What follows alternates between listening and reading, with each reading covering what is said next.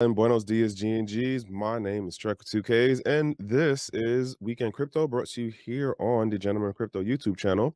And if you don't know, the basic idea of what I do here is cover news stories that happen between like Friday evening and Sunday, and then wrap it up and deliver it out on a Monday in the AM before the actual live stream. And if you don't know, if you could under a rock, Happy New Year. It's 2023. And best of luck to all of those folks out there that are going to do that and try to get things going in arguably the beginning rumbles of the recession that, as some folks are saying, will be going into a depression. But excuse me, nonetheless, here on the Gem on the Crypto Network, we definitely will be having a number of things pop out within the network of individual contributors, as well as King and Zay and what they're going to be doing to push the brand. I got my other stuff going on. Y'all know 2 shows on the network right now. Is this and this other one, Metaverse is the other side. And so I'm trying to do my thing too, but I want to say thank y'all for the folks who are tapping in. Thank y'all for paying attention. Thank you to the folks who jump in on the live when it premieres. Sometimes I'll be late and then I don't get to jump in and interact with y'all. I apologize for that. But when I'm there, I definitely appreciate when y'all engage with me in the live chat for those videos. Thank y'all. But let's jump into these stories, right? Because I'm running on time. Yo, the news, I'm not gonna lie, I thought there would have been a little bit more going on, but it wasn't. I don't know. I don't mean to sound disappointed. Oh man, I need mayhem. But I don't know. It's when I was going through the stuff, looking at what's popping up, it wasn't. It seems like things were quiet over the New Year's Eve and the transition in to this 2023. So, nonetheless, first story, jumping into the highlight right here's on the block. What is it? Binance U.S. deal with Voyager may fall under federal committee review. Here, where's the? Oh man, ah, it messed up when I reset the. Damn. Okay, so here's what I'm gonna read for y'all. An agreement between Binance US and bankrupt crypto lender Voyager Digital may be subject to review by the Committee on Foreign Investment in the United States. And that's a committee here in Congress, y'all should know. If you're here in the States, a court filing was put out publicly, or at least it was put out and someone picked up on it. Better way to say it. Um, the basic idea of what is going on here is, and I said this a couple weeks ago when stuff first started breaking out about the FTX situation and then what happened with Binance and how CZ was saying he was going to help and then he backed up out of the deal. Once that whole situation started playing out, I was like, I don't know why, but I think when you look at the other things that were happening over the year with Binance, it seems like they were in the crosshairs of the US regulators, the US media, and so this to me is just more of a let's spook the market sentiment around Binance. That's just my take. If this deal happens the way that this article actually even talks, it doesn't even really give you anything outside of saying that this committee has the power to review certain types of deals, especially when they involve foreign companies such as a Binance. And then they throw in the whole thing of it might be a national security issue. So listen, the bottom line is Binance is going to get dragged out a lot more as we progress through the year. Jumping into this next story. Australia takes over El Salvador to become the 4th largest crypto ATM hub. So let me put this in context as far as like how they're making to say stuff like largest crypto ATM hub. So we're talking like numbers as far as a couple hundred. We're not talking like thousands or tens of thousands, to be clear and to put it in context. So I'm gonna jump from this highlight. El Salvador, the first country to legalize Bitcoin, has been pushed down yet another spot in the total crypto ATM installation as Australia records 216 ATMs stepping into 2023. Again, we're not talking thousands or like hundreds as far as let's say 900 ATMs or no, we're literally talking 216. And so arguably this is a base hit. And I say that taken away from what King and maybe talking about with the whole thing of adoption. This counts as an example of adoption. We have more ATMs out there in the world. People have more access because there's now more ATMs out there. But then the question falls into, does the company who has the ATM actually have the crypto to be able to push out to the people? Like let me not downplay, let me not just like make it seem like it's not significant. This is definitely a significant thing. What I want to say though, what I don't like about what this article does is make it sound like it's a competition between countries as far as what the ATMs mean. That's not what's being focused on here. It's about, look, this country had 200, and then this country had 500, and then now they're like, another country next door to it has 501. The competition of it being between the countries isn't the point here. I just want to throw that out there. To me, the focus really should be on how well is this adoption thing working out to give access to Bitcoin and other cryptocurrencies. But that's not what's being focused on here. It is literally, they're making competitive sport of just being able to have ATMs. It doesn't mean the companies are solvent. It doesn't mean the companies will last through the year. It doesn't mean the numbers are going to be like this come the end of this year, 2023. I just want to put that in the context. As you see down right here, so I didn't even know the numbers went up this high as far as nearly being 40,000 at the end of 22. So that isn't bad. 38. And if you've been paying attention to the mining space, to see the numbers be like this, and like when folks was definitely shitting on the idea and doesn't make sense to do it and all of the other, but here you at nearly 40,000. That's not bad. I'm just saying. Base hit nonetheless for the adoption of Bitcoin and cryptocurrencies. I'm gonna just leave it on that note. Jumping into this next story, Dogecoin has no plans to migrate to proof of stake. Foundation creates development fund. So two things happen in this particular story, not necessarily because of one another. So Dogecoin's core developer Michi Lumen said there's no definite plans to migrate the meme coin to proof of stake. So if you have stopped paying attention to the little doggy that stole so many people's hearts because it was a speculative thing at a point, basically there was a, let's say, public conversation. So since Ethereum transitioned to proof of stake in September, Vitalik said that he hopes to see Dogecoin and Zcash transition to proof of stake. But it was also because of an announcement by Doge Foundation that it was working with Buterin on a staking concept for it should say for the popular meme coin, but whatever. The point being is that people took Vitalik saying what he said, and then because the core dev folks decided to do some level of, hey, let's do cross business partnerships and developments, it was the indicator of, hey, Dogecoin is going to move over to proof of stake. Lumen is saying, no, we're not moving to proof of stake. And just because someone, let me read what he says in the tweet post, which I thought was funny for how curt it comes off. More info for you. Influencers, if they have millions of followers, millions of views and followers, even if they speak with authority, do not actually have the inside scoop on what's going on with Dogecoin. Just because one says a validation method is changing, it doesn't mean it is. And I've been saying this for how long? When these folks are out here giving, I'm gonna jump up close. When these folks are out here giving these Q&As, these fireside chats, these little tweet postings, these public speeches, none of those things are necessarily legally binding, and they damn sure ain't technically binding, because just because I said it as a soundbite to make the press happy, it doesn't mean what I said is going to automatically transition into the code. It don't work like that. And I've been saying this forever. At this point, these things are not done under oath, and they're not actually binding the way people want to take it. That's what I want to go with. The other thing to note on here, like you said, like, just because, this person is a big name and they said one thing, it doesn't mean that's what's going on. I thought this was also interesting too. The meme coin core developer explained that Dogecoin network is more like Bitcoin in terms of its technological age than the modern Ethereum-like networks. It is not possible for, nor is it planned for, an individual, organization, or body to move or shift or change Dogecoin to proof of stake, he added. So he's being very clear. I want to say claps and kudos.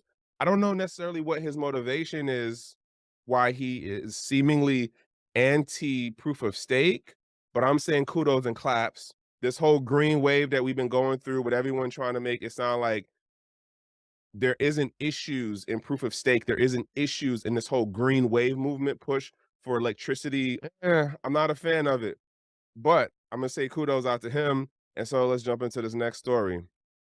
Donald Trump NFTs cards lose 80% of its value from peak floor price. So when I first read this, my thought was, who thought it would be a lasting investment? It's a money flip, it's a money grab.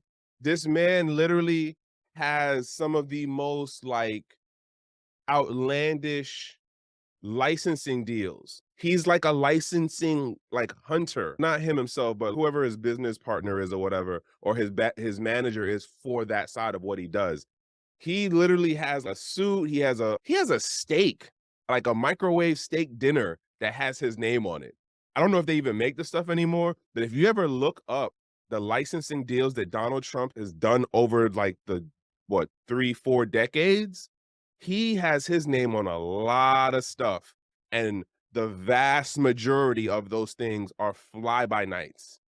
Case in point here with this NFT project, that one, he didn't come up with. Two, he wasn't managing it or creating it. It was literally a whole nother company that got the licensing agreement with him to use his name and like image. Yeah, there we go. And so let me highlight it. Former US President Donald Trump's non-fungible collection, known as Trump digital trading cards, are currently owned by a total of 15,075, a total of 15,075 owners, which equates to 34% unique owner rate. I don't know how they're figuring out that metrics, but whatever.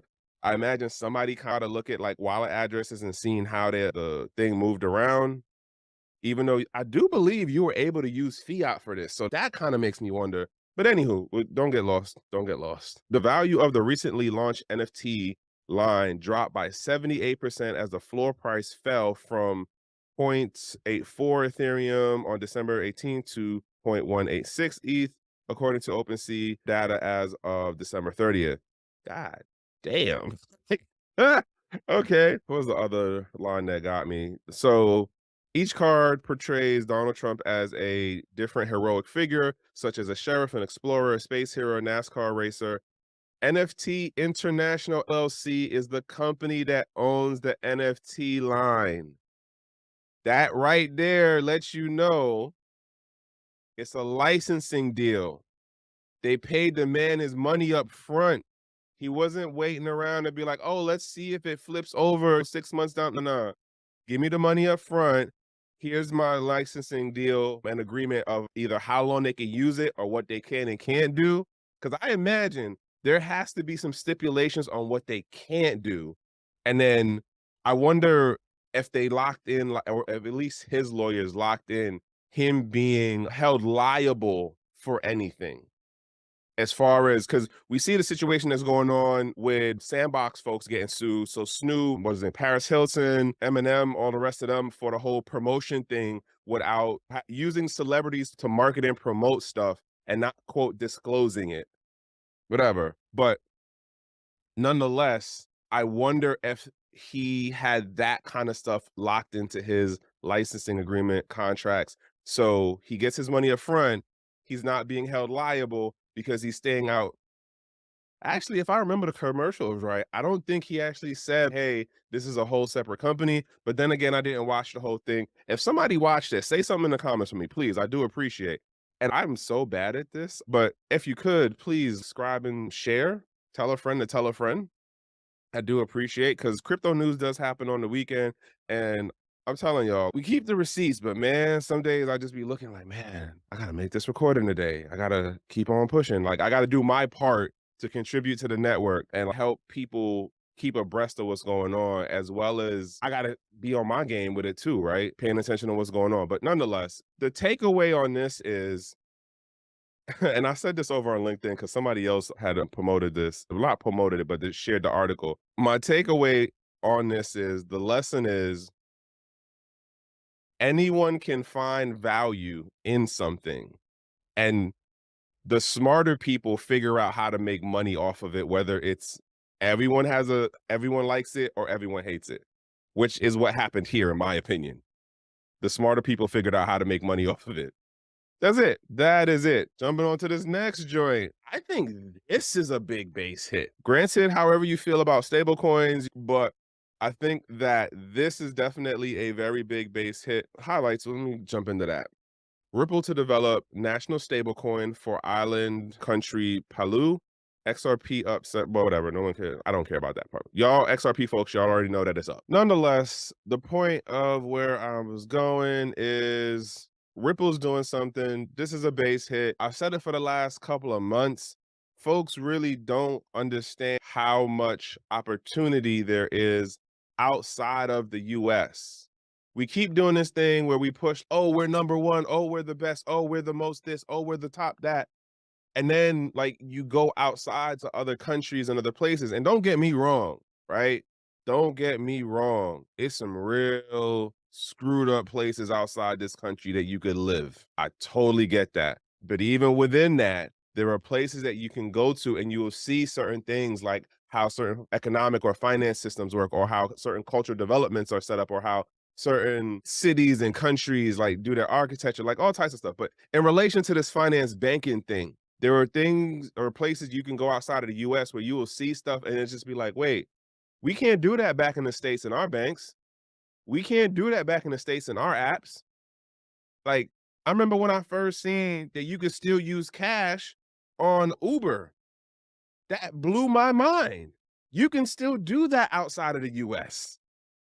Different cultural setups and dynamics, but nonetheless, it's still possible. Like, one point, let me just jump into the story. This is from the government person. So it goes, Palau is also taking a step in collaborating with Ripple to explore the creation of a national stablecoin, which we hope to launch soon and help make payments easy and secure. Whips added that Palau was also in talks with Binance to launch a digital residency in country. Oh, okay. Yo, when I read this the first time, I was like, what are they talking about? Now it makes sense. Binance might be looking to spread its jurisdictional coverage and where it sets up at. But anywho, the point being is that if you know anything about how small this country is, literally a collection of islands. Here's the other key thing that got me. This line down here, and it goes into what I'm about to say about, even though this is a small nation, this is still a base hit, but it is also a bigger sign for what we're going to see with CBDCs in this part of the decade as we move forward. Palau is also banking on support from the co-founder of Ethereum, Vitalik Buterin, around the option of opening up the RNSID ecosystem to the developer community about whether a private or decentralized crypto ecosystem and CBDC could complement each other. Whips opined that these two were symbiotic. In developing our collaboration with Ripple, we aim to have a USD-backed stablecoin, which is a step towards our own CBDC, you could say. That line right there is the clincher of they're going to look to make their own stablecoin. They may have to have gone outside the country to get the expertise of it, but they can do that. So we're gonna, again, if you understand how small and like what this nation consists of, in particular, of a bunch of islands together, very small economy. If they're able to put this together, guess what? So can everyone else. Nonetheless, it's a base hit for the bigger part of the space that there is a level of adoption of the technology happening. This is the last story. And so China's CBDC wallet resorts to age-old tradition to boost adoption. So I ran through this a couple of times just to make sure I was understanding what was going on. One, they don't tell you what the name of the wallet is. And I didn't do any like back end lookup to see what the name of the wallet is that they're actually using for China's version of the CBDC stuff. But this is still a smart thing, but I'm not saying this. It came out over the weekend for what they're doing, and this is where the whole cultural nuances tie into how you push out technology. depending on where you are, like understanding what is the user base, what is the demographics, what are the cultural nuances, the cultural identities, and how do they work when you try to introduce new systems and new ways of doing things. Case in point, what the Chinese government did was they followed the lead of WeChat and Alibaba. Arguably, still kind of government, but that's not how it's being told in this story right here. So basically, Chinese wallet app for digital yen central CBDCs introduced features for users to send money in a electronic version of a traditional red packet of in an electronic version of traditional red packets to try to attract new users. The short of that is they used the technology or they used design concepts to bring in the old traditional ways of gifting people money in China, and they made a fancier GUI. They made a fancier interface in the app. That's all they did in this. I read that and a couple of times I was like, "Wait, like, why are we making it sound like it's really technical or complex?" All they did was put on some better bells and whistles to get people to be like, "Oh, I know what that is. I remember doing that in my family." Okay, and then I just have to, like, swipe like this and then "Oh, okay." So jumping into it, the red packets called Hongbao in China are traditionally used for gifting money around the Chinese New Year and other celebrations as a gesture of good luck. The rising use of digital payments has seen virtual red envelopes offered by popular local services such as WeChat and Alipay. I said Alibaba before, sorry, I meant Alipay. The point being is though, the government followed the lead of the private sector. Yo, the numbers though are crazy for how much money is moving in this particular circle. Where was it at? All right. Reportedly, the ECNY app allows a red packet to be sent to only one person, or a lucky draw can be set up for a group of people who will get a random amount from a pool of funds. Both the WeChat and Alipay have similar features. Here's what I would say though is the stupid part of the design in that why would I go and use your app that's gonna restrict how many people I can gift these funds to? Or maybe it's just that the person who wrote the article is focusing on one particular feature that doesn't sound to be very advantageous. It sounds more problematic than anything. Um, Arguably stupid design idea, especially if WeChat and Alipay allow you to send it to whoever you want and you can send out as much as you want. Just saying. What was the other thing that got me in this? The amount of money, that's what it was. So the digital yen transaction crossed the 14 billion threshold or the $14 billion threshold October 10th. Okay. And they was at 12 billion back in 2021.